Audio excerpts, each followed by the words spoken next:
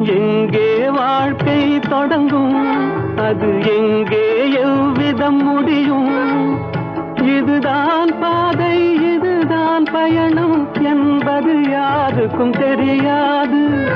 எங்கே வாழ்க்கை தொடங்கும், அது எங்கே எவ்விதம் முடியும்? இதுதான் பாதை, இதுதான் பயணம் என்பது யாருக்கும் தெரியாது. பாதையெல்லாம் மாறி வரும், பயணம் முடிந்துவிடும்.